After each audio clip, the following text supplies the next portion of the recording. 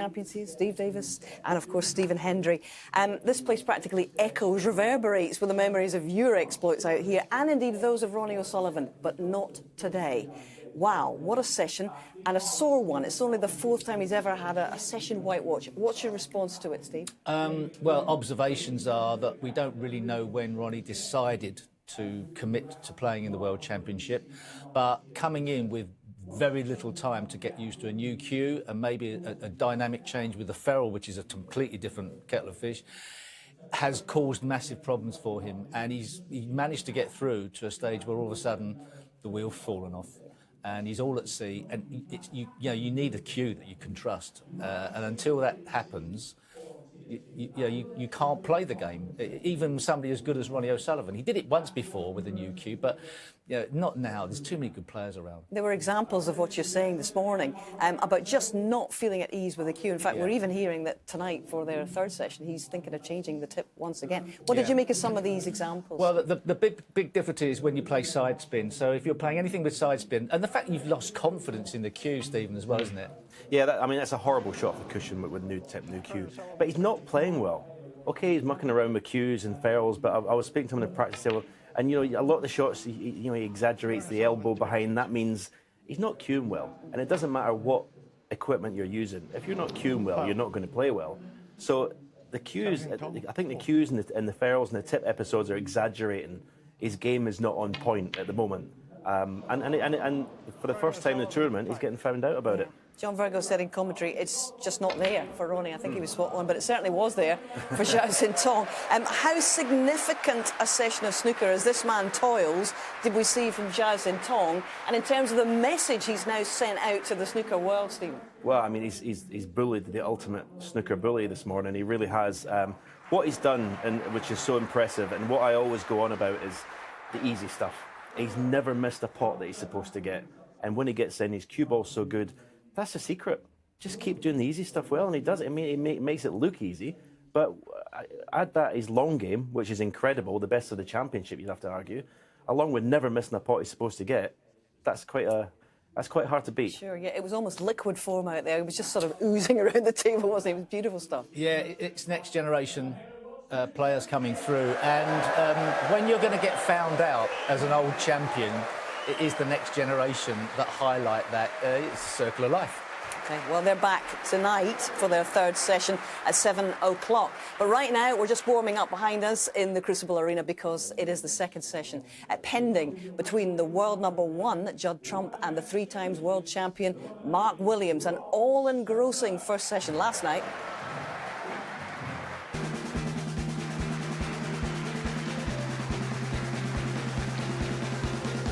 Judd Trump gets this match underway. Well, he tried to get there direct. First mistake. Great opportunity here for Mark Williams to knock a few balls in. 1-0.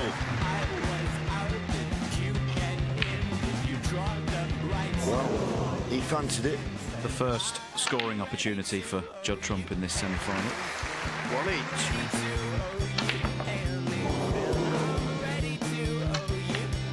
Tremendous pot. And there you go, that's what pottery is. 6 frames played, 3 apiece.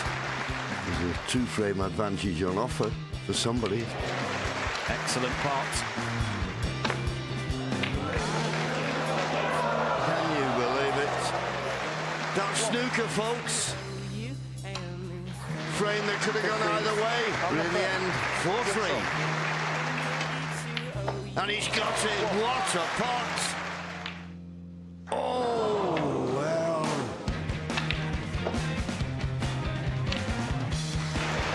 Mark Williams made the mistake, but there was no hesitation.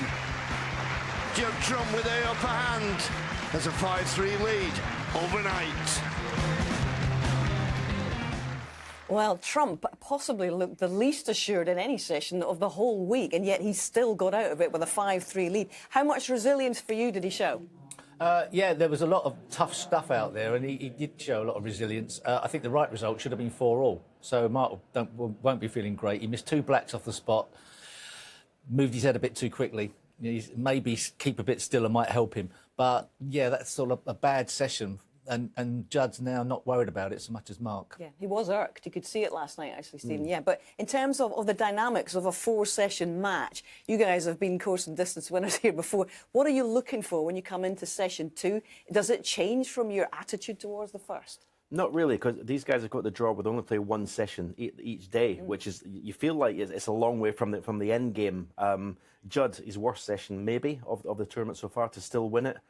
He just thinks going out today, win this session, increase the lead, more comfortable tomorrow. We shall see. It was a very interesting interplay between caution and aggression last night, wasn't it? And perhaps roles reversed a wee bit. Yeah, it was strange. There were certain shots that Mark took on that seemed very aggressive, very attacking.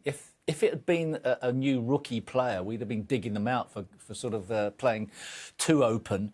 As it was, Mark Williams, I think, was trying to sort of, bully to some degree. We wouldn't be chatting like this before, would we? No, it's interesting. But no, we wouldn't be talking now at all. It's funny, but then Mark's so laid back. Yeah.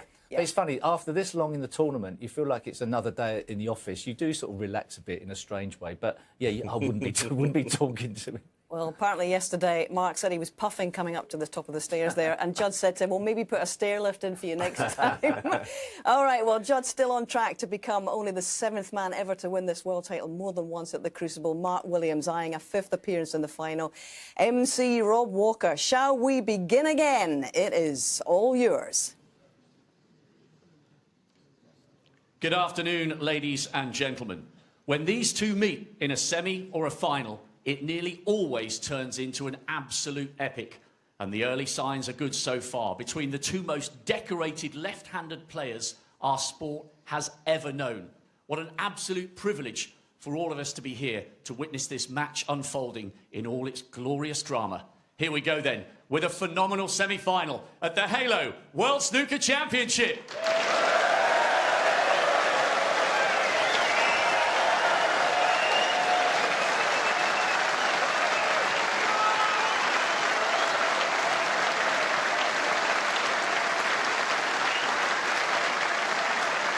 And here we go.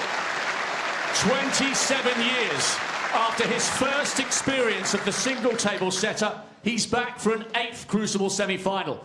The oldest player to make it this far for 4 decades. Still going strong at the age of 50. An icon of Welsh sport, adored around the world. The irrepressible, irreplaceable Mark J. Williams.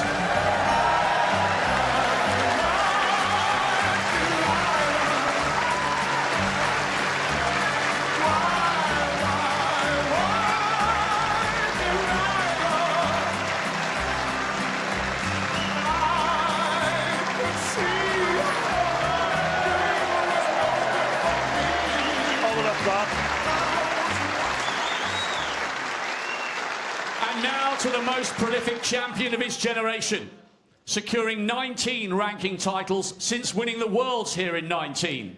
Can he edge towards an incredible end to an incredible season?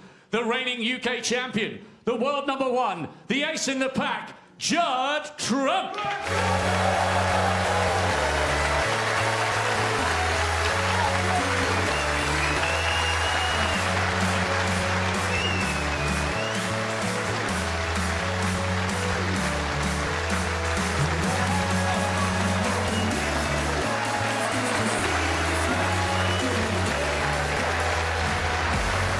Another semi-final session, another standing ovation. Been really special here at the Crucible this year.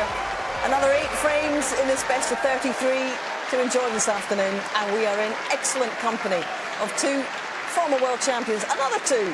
It's hello to John Parrott and Dennis Taylor. Thank you, Hazel. Good afternoon, everyone. Absolutely, as always, a wonderful reception here at the Crucible for 2 fabulous players.